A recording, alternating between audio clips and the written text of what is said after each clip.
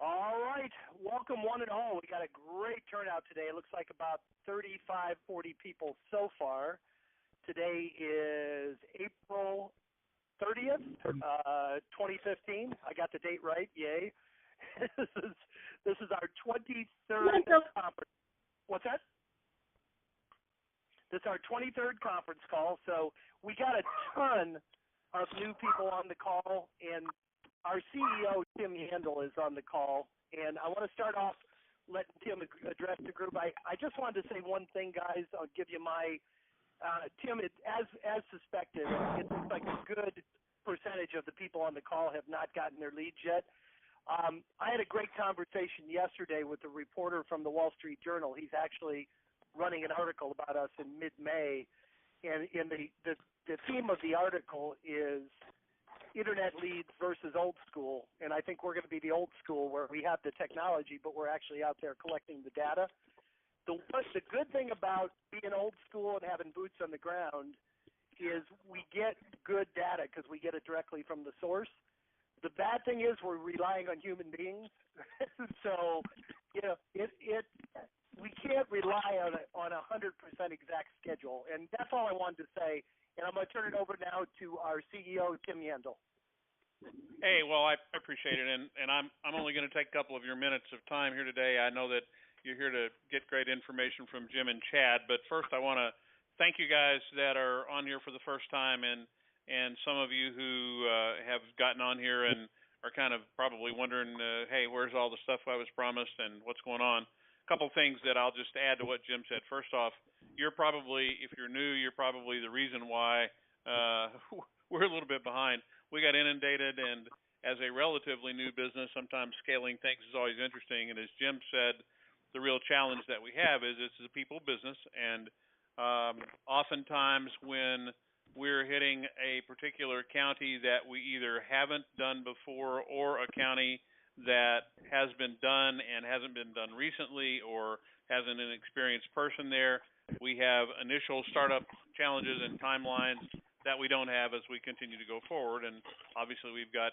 customers that have been receiving and profiting from our leads for many months now, but some of the startup times are always going to be a challenge. And we originally said that it was approximately a 10-day time frame to start getting your leads. And while in most cases that's true, I think we're doing everyone a disservice by setting your expectations that on the 10th day or before that you'll have your leads. And in particular, this last bunch of almost 100 folks that joined us, it came in a little bit different. Hey guys, if you're listening and you're got a lot of background noise going on, please mute your phone for just a second. Let me get this finished, and then you can give Jim a hard time.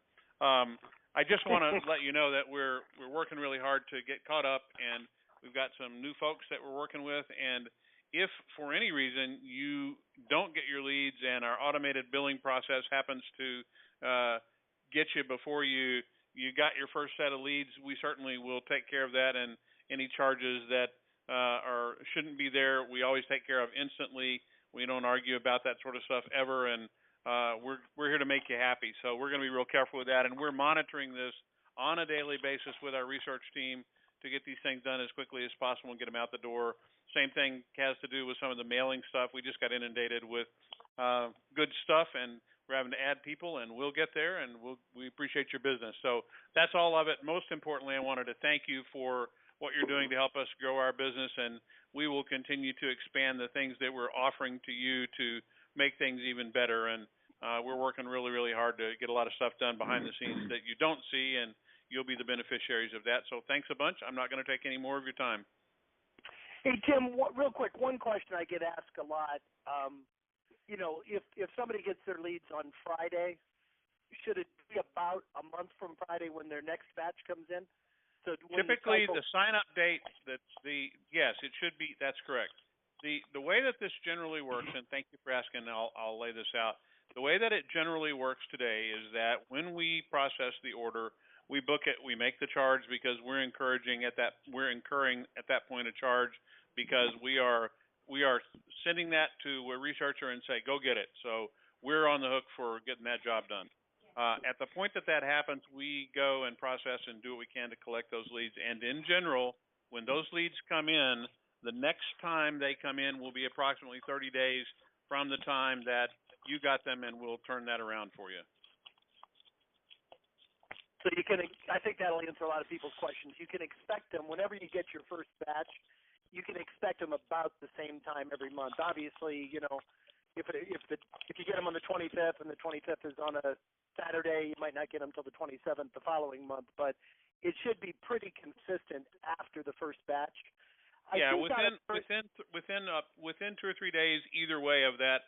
Sometimes they come in quicker. As we get more and more capable of automating the processing side, the thing that takes a bunch of time is the quality control, because we really do work on them to make sure that the leads that are coming out, that the phone numbers are accurate, that we've done all we can, that where there are no obvious errors, and we try to get it out as quickly as we can. We don't just take it back from the research team, and while they're responsible for making it accurate, we put another level of quality control on it because we really don't want to waste anybody's time. So, and we're continuing to do more of that, but about a 30-day cycle. Okay. Tim, do you want to take questions from the group, or do you got to go? I actually have an appointment that I got to be at 1:30, and I got to hit the door. If there's something, if you'll write them down, I'll be happy to reply to them by mail if you get them, Jim. All right, perfect. Thank you, Tim. All right. Chad, you are on. My partner, Chad, you on the line? Yes, I'm still here. Okay. All right, great, guys. I hope that clarifies it, guys. I think in Aaron's group, I think about a little more than half of you have received the leads. We really expect the rest of you should get them today or tomorrow. If you don't have them by Monday, please let us know. And I wish we could pin it down precisely, but we just can't. We're doing the best we can to get caught up. And the good thing is you guys kind of inundated us with a whole bunch of orders at once. But we'll get them to you just as quick as we can. One thing Tim did not mention, we're going to try to do to keep you busy in the meantime. Chad completed the coaching calls with Aaron, and we're going to get those to you this afternoon or tomorrow at the latest. Every one of you, as part of Aaron's group, is going to get. Chad, how long were the sessions? Maybe if you would just briefly cover the sessions with Aaron and what is included, so the people will know what to look for when the calls come to them. Yeah. So what we're talking about is the jumpstart coaching that we do, and it consists of 3 one-hour sessions. I think probably the sales session might have ran an hour and a half or more, but that's the fun one. So it's an hour on strategy, an hour on systems, and an hour on sales. And what we do is we actually do all of our coaching on join.me, so everything's video archived. And for Aaron, that means he can use it to train his team, and part of being part of his Facebook community is he's willing to give that to everybody who signed up for his group. So that'll be sent to you without charge. Do we lose you, Chad? Could you Nope. clarify? You mean that will be posted on Facebook, or it will be sent to us via email? How will that come to us? No, you should get it in an email. It'll be a series of just 3 links. So it'll be a link to session 1, session 2, and session 3, and you can watch it on whatever video player you have on your machine. Okay, thank you. Yeah, and we recommend you listen to all 3 sessions. I was talking to Marco this morning. Marco in Queens, New York. I don't know if Marco's on the call, but he's done 25 probates in the last year.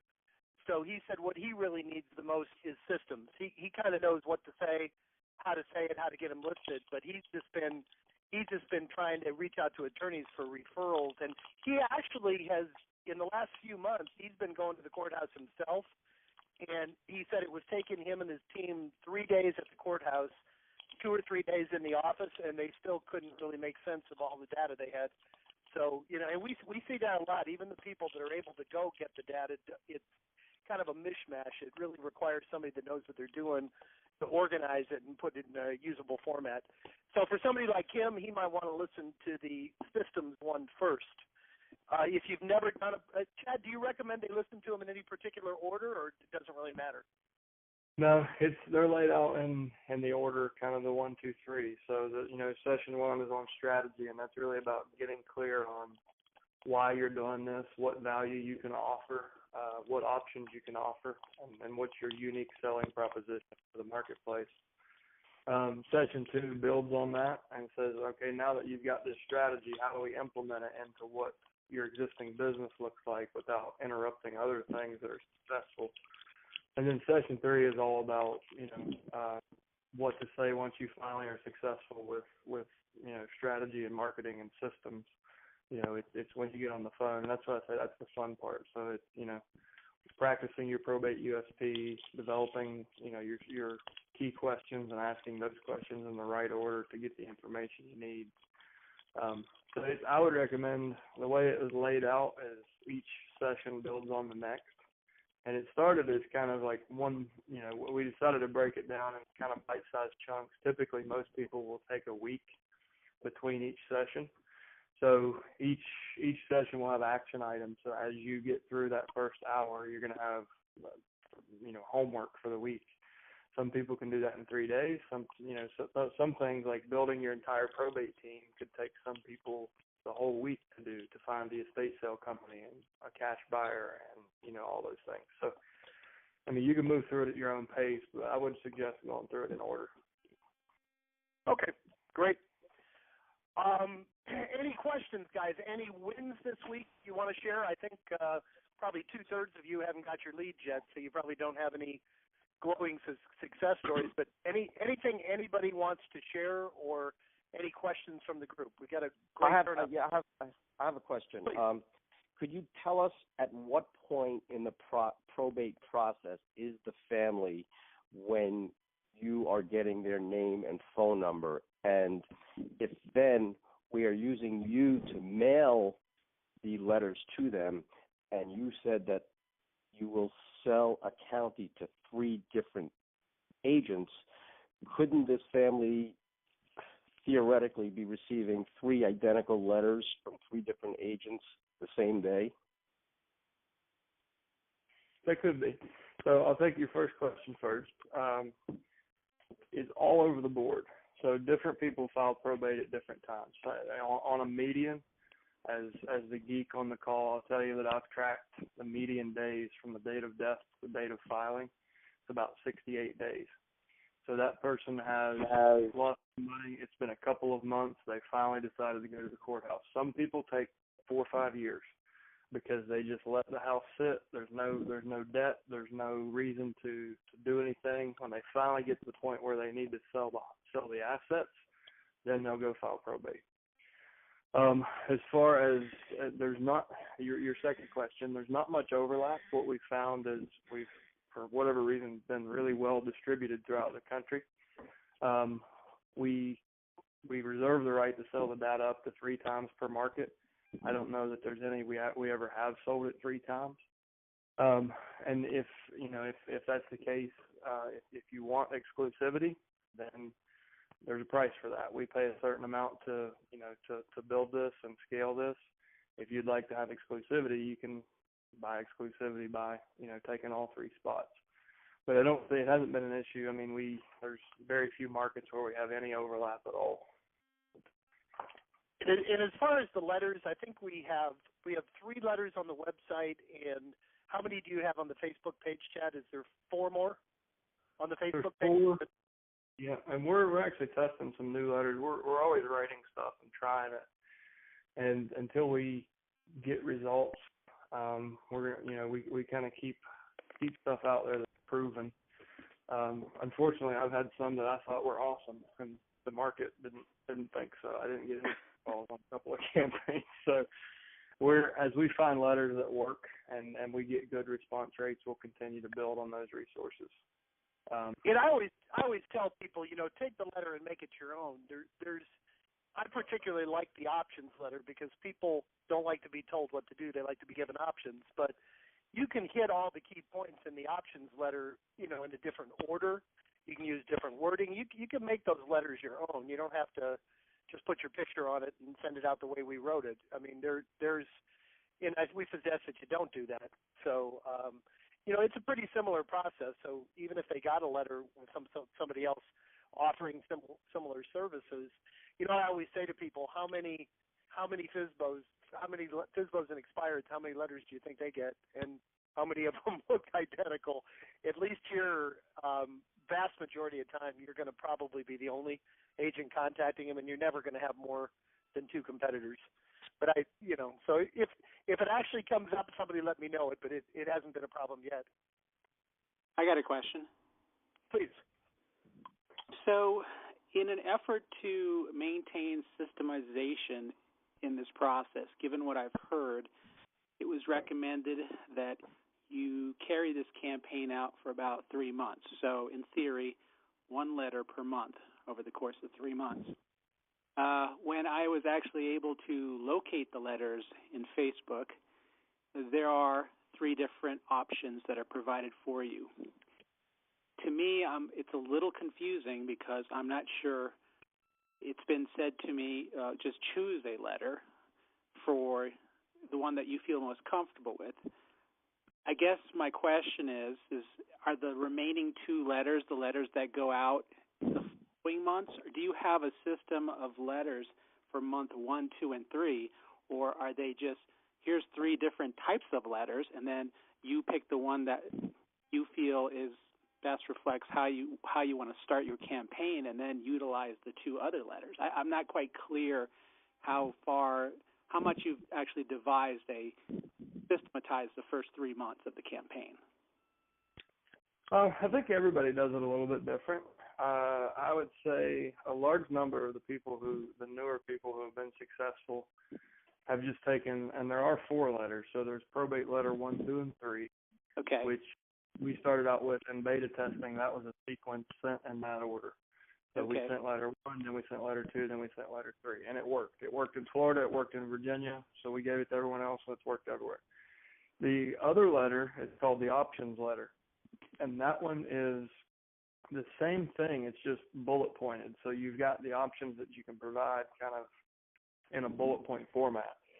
And a lot of people will just take that same letter, send order mail one time, and send it the same exact same thing 3 different times.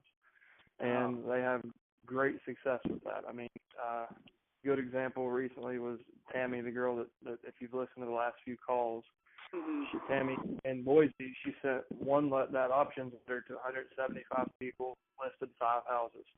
The next month, she sent the same letter to the same 175 people and listed 2 more houses, 2 new people. So it works, and what we find is when you get mail out there, it's a 3-month campaign sequence, but you will list houses 6-8 months behind you because the nature of the mail we send, it comes in a greeting card envelope with a live first-class stamp. It's the kind of mail that sticks around because it's personalized, it's different, it doesn't end up in the trash. So I don't know if it hangs on the coffee table or the refrigerator, and I should ask, but I list houses 6 months down the line from mail that I've already forgotten about. So I think that answers the question. I mean, because basically we're buying into a system. Basically, there's no point in reinventing the wheel. You can take these calls and find out what tweaks have worked within that context, but for somebody starting new, we want to know. We don't have a lot of time. So it's not, and in essence, we're paying for a product that is yet to be delivered.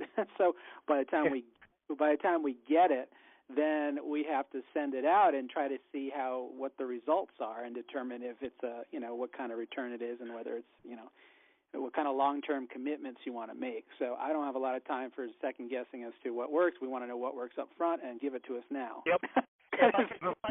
We love that, dude. That's the attitude we want. So what I'll say is, in the interest of scaling and getting it out there quick, go get the options. Go get the options letter, customize it, personalize it, and ship it. And then next month, if you want to try to play with the 1, 2, 3 sequence, come back to that. But if you do the options letter, you should be successful. Hey, one last question. I know that this is because I probably haven't been. I'm going into it later on this afternoon, but I noticed that all the letters tend to be either personalized based on the database. So the names are dear so and so, dear so and so. So it appears that obviously you provide a system to actually merge these documents and mail. Is that correct? That's right. Okay, so I can figure this all out online and just say, here you go, spend it, here's my money, and it's gone, right? Yep. Okay, all right. Excuse me, I have a question. Sure. I am an individual agent. I work by myself. I am in Manhattan. I'm going to get 180 names the first month. If I were to get 180 names every single month, it's really overload for me, particularly if I'm going to, work on following up for 3 months. What would you suggest? Because I have reached out to other colleagues in my office. They're not interested in partnering with me until they sort of see the results of this. So, I didn't catch your name. Is this Barbara Corcoran? if only I wouldn't be on the phone with you. I'd be on Shark Tank right now. It's Shelley Lindauer. What's Shelley? Yes. Shelley, we've actually designed the system so it works for anywhere from a single agent all the way up to the biggest team.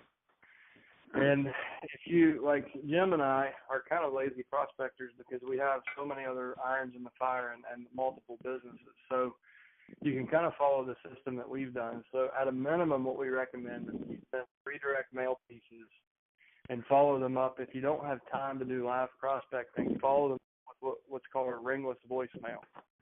So I don't believe in that. I don't believe in that. This is different. It's different than robo-dialing. Be sure you understand it. So if I could send 100 people a voicemail without their phone ever ringing and it shows up as a missed call with a voicemail, that's different than robo-dialing. Okay. So we can show you a way to order the mail one time. So you get your list, you set up your letter, you hit send, and you never touch the mail. You know for the next 3 months you're going to have mail delivered on XYZ dates. You can go to your Google Calendar, put those dates in, and set a reminder. So your Google Calendar pops up and says, hey, Shelley, you got mail hitting today. Schedule a ringless voicemail to March 2015 list. You go, you spend 5 minutes, you upload a CSV spreadsheet, and you hit send, and it sends the message. Hi, this is Shelley. I sent you a letter this week. Just wanted to make sure you got that and you understood why we sent it. We actually have a team of people that we've built to help executors who have real estate that they need to sell. Please give me a call if you have a home in the estate that you would like to know what your options are. My number is 867-5309. And you drop that real generic message behind each mail piece. So you wait a day, if the letter hits on Tuesday, you drop that on Wednesday. If you do your campaign like that, you'll have less than an hour of actual time over a 90-day period. So anyone can scale this. Okay, but so I'm getting 180 the first month, and then I'm getting a new 180 the next month, and then a new 180 the next month. So I'm really working 180, 360, 540. Thank you, 540. Right, but the bottom line is that if time is the issue, it takes the same amount of time to prospect in that way, whether it's 2 people or 2,000 people. So because you're leveraging technology, yes, your response rate, if you get a huge response rate, then that's going to require more time. But as far as just setting up the campaign and managing it, you can do it in less than an hour a month. Okay, so, I don't want to take everybody's time. Maybe is there, I think I get, can I schedule a call with you or something to really talk about this more in depth? Yeah, I can give you a call after this. Okay, fine. That would be great. Shelley, I was kind of chuckling a little bit because while I fully empathize with what you do, I run 3 different businesses, and I shouldn't even admit this, but I send out 1 letter and 1 ringless voicemail, and that's it. And I've taken 14 listings and flipped 2 properties. I think I've shared this with a lot of you guys. One thing I love about it is to get basically 16 deals. I've been on 1 listing appointment. The nice thing is, in Florida at least, I guess this is where people come to die, it's pretty rare that the heirs are local. So a good percentage of these people, even if you get overwhelmed with listing calls, a lot of them you're just going to be able to have a phone conversation and send off the listing paperwork. But I was kind of chuckling when you were complaining about the leads because we have so many people. Like, I'm only getting 25 or 30 a month. Is there anything you can do to get me more? So it's a good problem to have a high volume of highly qualified leads. Well, I have no idea, and I have to see the first list to really see where the executors are. I don't know if they're in Manhattan. If they're in Manhattan, they're all highly educated, smart, somewhat obnoxious and sophisticated, and they probably have their own brokers. So I really need to be informed first, I guess, about what those lists are going to look like before I have a clear understanding of what I'm dealing with. Gotcha. You'll know soon, and Chad will reach out to you after the call. This is probably going to run a little bit long, guys. If it's okay with you, I try to keep it half hour, but it sounds like you guys have some great questions. Anybody else that has a burning question they need to ask or want to ask? Yeah, I have Jersey. a couple. Okay, go ahead. Usually I'd say ladies first, but the male voice came in ahead. So would you go first and then the lady? Gentlemen. Okay. On the letters, is there a letter that doesn't, market to investors? Like, I don't know, in my area, I'm in Hunterdon County in New Jersey, and we're the fourth richest county in the nation, so we have kind of like larger homes. So the end user might not be an investor. The end user might be, like a family moving in. Is there a letter that's worded differently? Just change the word. Change investor to cash offer. So there's not a zip code in the United States that doesn't have appetite for cash offers. So any time that you see the word investor or our investors, just say our cash buyers or our pre-qualified cash vetted cash buyers. The intent there is to you're going to get a response. So people who are really, really motivated, whether there's a reverse mortgage or a dispute with the heirs, the reason that investor carrot or the cash buyer carrot is there is to really draw out the people that are going to sell immediately. And it's up to you what you do with it. I mean, you can get really creative with it and do a lot of things, but I wouldn't recommend taking it out of your letter because there is going to be a small percentage that are going to have a high level of motivation regardless of where the home is. And there's a million different variables that could cause that motive. If I so could expand on pretty crazy. Go ahead, Chad. I'm done.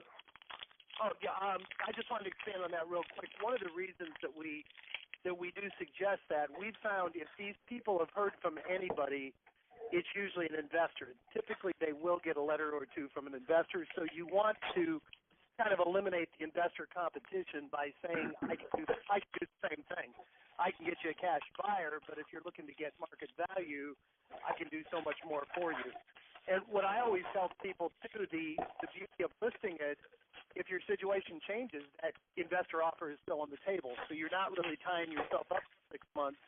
You're really keeping your options open. It just plays well to what we expect is going to be your only competition, which is going to be an investor. Whoever is shuffling your microphone around or something, if you could, mute yourself out. I can't. Thank you. You did it instantly. Thank you. And then there was a lady that had a couple questions. That was me. I'm relatively new here, so I've got a lot of questions about the letters, and so I'll try to talk fast. First of all, the people that have been successful, are they sending the letters to both the heir and the attorney, the personal representative and the attorney, or just one or the other? Most of our people are just sending the personal representative. What I always tell people, though, the personal representative will get you a deal. The attorney can get you a steady stream of referrals.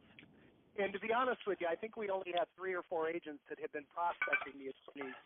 But we have a couple. What's that, Chad? There's more? I said not anymore. I'm telling everybody to do it. Okay, good. So, go ahead then, please.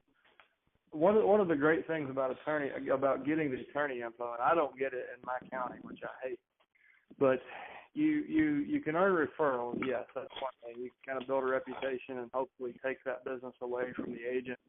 we're pretty sure they already have. The more important thing is you can earn endorsements. So if the executor gets a letter from somebody they've never heard of offering a service that sounds too good to be true, they have an advisor already. They have a probate attorney. So who are they going to call? And, they're going to call the attorney and say, hey, I got this letter from, Joe Realtor, and he's saying that he can bring me a cash offer or list my house or yada, yada. If that attorney's never heard of you, his knee-jerk reaction is going to be, don't worry about that. Just throw it in the trash. I've got a guy that's got experience. If that attorney has seen your letter, understands your value statement, what you provide to your clients, or he's met you in person, he's seen your name start coming up, all of a sudden you're branding yourself in his mind as the probate expert. So that conversation changes from, hey, Joe Realtor sent me a letter. The attorney then is more likely to say, oh, I know Joe Realtor. He's actually done a lot of business in probate. If you feel good with it, go with him. So you can get an endorsement. So when your phone sometimes wouldn't ring, just by marketing to that attorney, if that attorney says, oh, yeah, I got the same letter, it looks like he or she really has it figured out, give him a call back.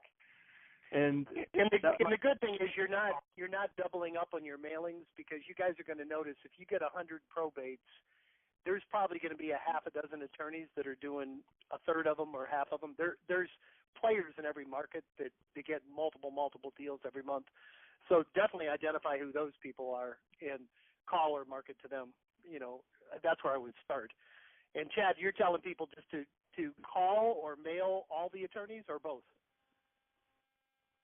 Both. I mean, whatever you're comfortable with and whatever you can budget for. I mean, it's the bottom line is the more you do, the more action you take, the more results you'll get. So if you double the mail, you're doubling your surface area. So you have a chance of getting a referral from that attorney, or you have a chance that your executor will talk to him and he'll say, oh yeah, I got the same letter. Why don't we call that guy or that girl? So I think that, like I said, I wish I had attorney info. If I did, I would be doubling my mailing budget. And then you had another question. You said you had a follow-up question?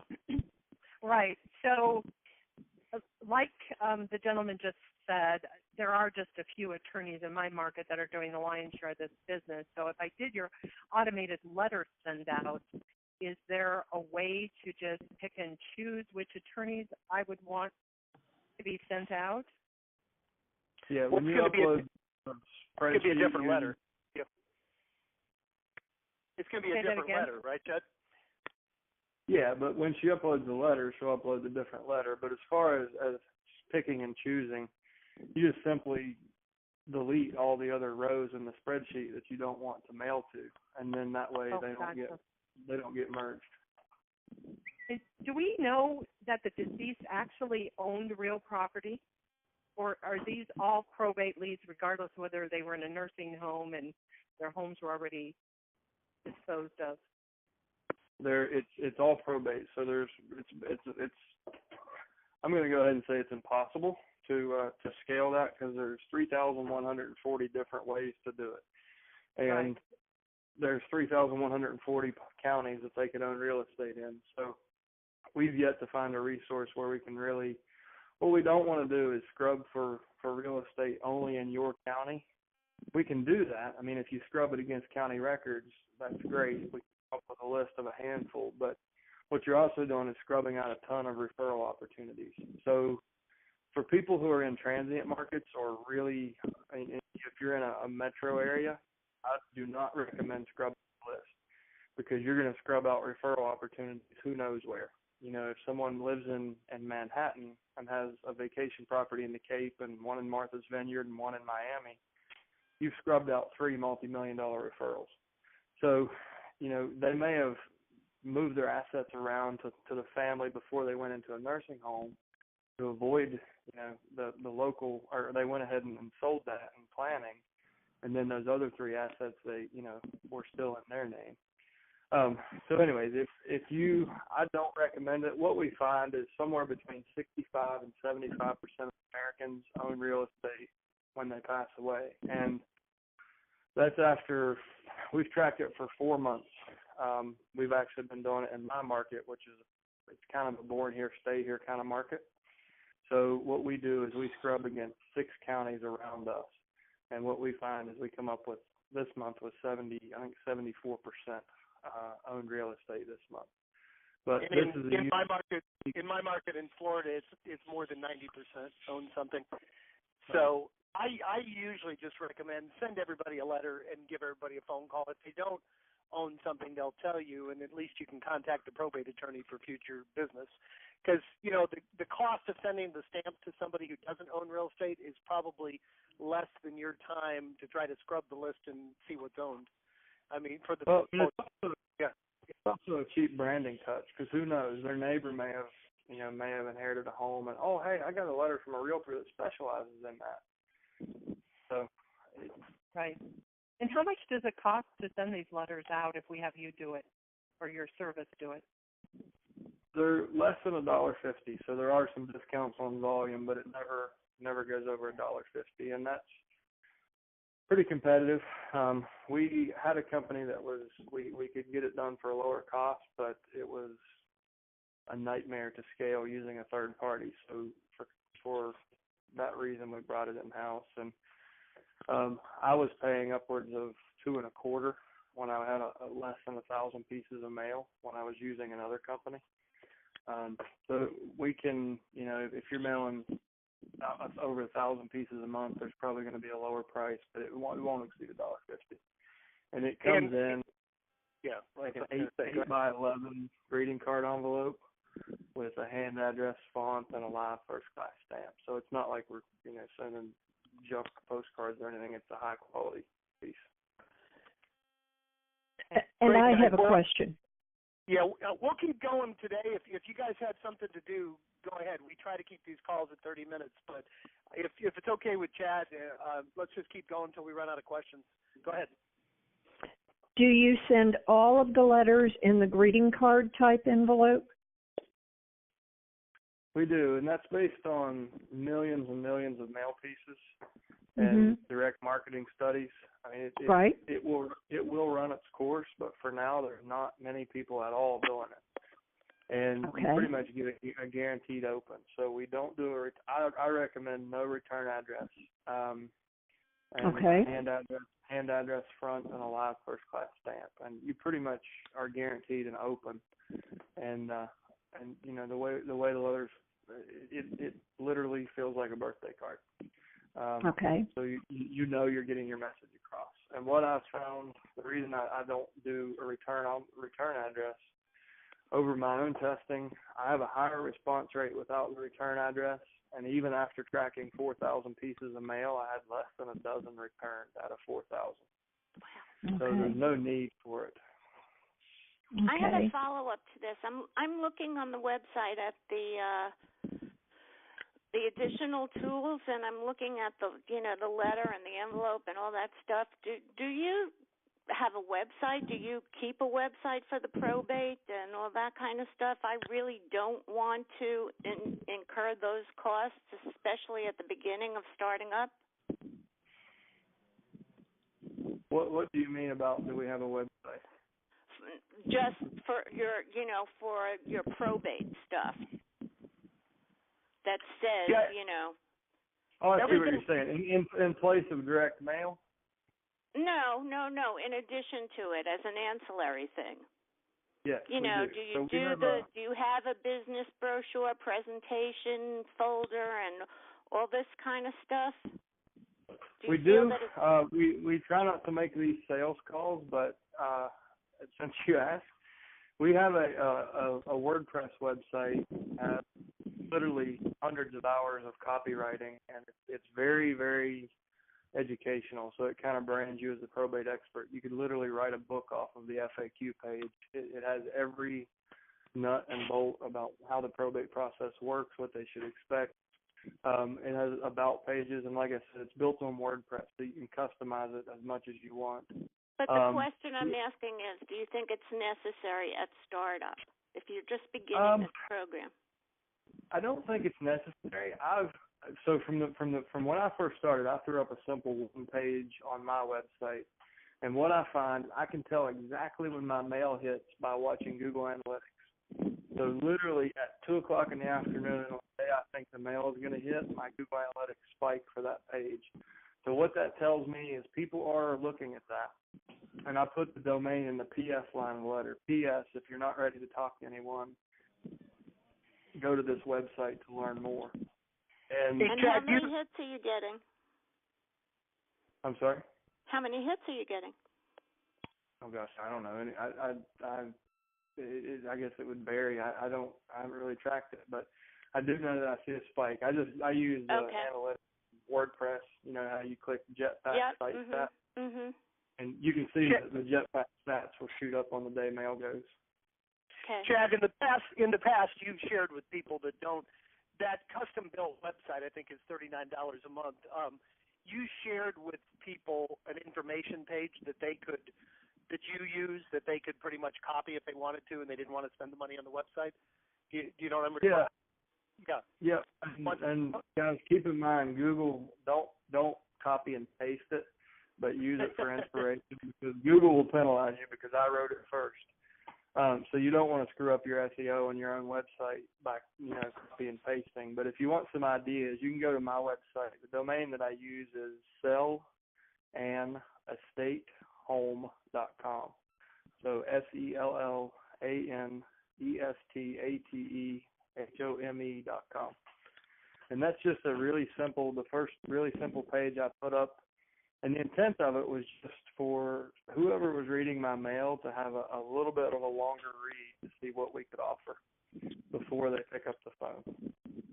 The intent of the website we provide is a lot deeper than that. I mean, I understand. If an attorney goes there, they're going to be like, holy crap, she really knows her stuff. And it's brand new. It's kind of the market expert. So I don't know that it's definitely not necessary. Don't feel like it's something you have to do today. But once you get the campaign rolling and you feel good about it, you know exactly what you offer, sit down and write it and just say, here's what I do, and make a web page out of it. Okay, thank you. And then the credibility packet, you ask about other things. So if you feel like you want it, we've got pre-designed brochures, letterhead, envelopes, business cards. I mean, we have a full package. And I honestly don't know the price, but we could have Mark talk to you about that if and when you're interested. Okay, thanks. Guys, this call is going way long. Maybe one or two more questions, and will everybody? I have a real quick question. Yes, sir. Do our leads come with the name of the attorney and their phone number as well? Yes. So we can do name, address, and phone number of the attorney. Okay, so we can do two mailings through you every month simultaneously, one to the executor and one to the attorney. Correct. Okay, thank you. Certainly. And obviously, if you're going to do that, you want to eliminate the duplicates, like we said, because if you've got 100 leads, I'd be surprised if you had more than 20 attorneys. So just you don't want to send them 5 letters apiece or 20 letters apiece. But yeah, we can absolutely do that. All right, who wants to be the last question of the week? This has been a great session, guys. I really appreciate it. Does anybody have one last pressing question before we get back to work? Jim, yes, I do. It's Ruth Hanner. Go ahead. We got two. Go ahead. It's Ruth Hanners. May I have an offline conversation with you? Certainly, and you're welcome to talk to me. If it's a coaching related matter, you probably are better off talking to Chad. So it's up to you. Which one of us would you like to talk to? Well, why don't you give me both numbers so I'll know if I can't get the answer from one, I can get it from the other. How's that? When the call's over, call me back. I'm on the road this week. My cell phone is 954-328-9370. Give me a call back. That'll be fine. 328-9270? No, 954-328. 9370. 9370. And Chad? Jim will give you my number. Okay, fine. He's a lot busier coaching than I am. Thank you, Chad. That was a good decision. And a gentleman had a question. We're going to have to cut this off, guys. You're going to be yes, I have. Today. Go ahead, sir. Jim, this is Eddie. Hey, Eddie. I got my first list, and on the list, I see some recent sales, like a month earlier. The name on the list changed to a different name. Would you still send them that letter? If it's a family name, I would. No, not a family name. Totally different name with a new No, recorded on. That means they probably sold the home to cover medical bills because they knew the inevitable was happening. A lot of times people will move homes in order to get Medicare to pick up long-term care. They can't have any assets. So what you'll find is a number of people who know that's coming will go ahead and sell the home, or they'll do a $0 transfer to a family member. If the family name matches, then yes, I would mail it because it's likely that they've just made a strategic move to get the medical bills covered. Got it. But it could be, Chad, it could be an in-law, or wouldn't you maybe just mail anyway? Or it could be, because in my own experience, I have yet to run into one that is sold. Maybe it's different in different parts of the country. Well, I would look at the sale price. So I would go to the public records and look at the sale price. If they sold it for market value, it probably is sold to the end user. Yeah, it shows value. It shows, if not retail price, close to retail price. Yeah, I would think that's probably a real sale.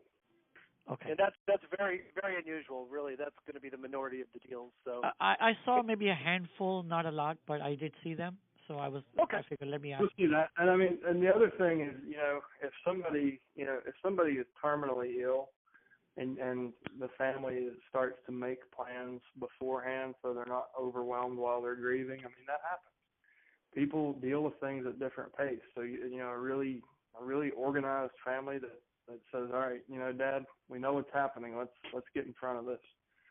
They may sell it way before the death. So you're gonna come across things like that. It's just think of all the different scenarios people can have in their lives, and you'll start to see those pictures come in and out of your list, and you'll get a read on what's happening. Very good. If you ever see a $0 transfer, be sure to mail them. You got it. guys, I can't thank you enough. If you have any questions that didn't get answered, please email jim@alltheleads.com or chad@alltheleads.com. You have my cell phone number. Chad, about a month ago, because we have so many new people, you had a great way of ending a call about a month ago when someone asked you, what's the most important thing I should do first? I think I'd love your answer. Repeat that again for the group, would you?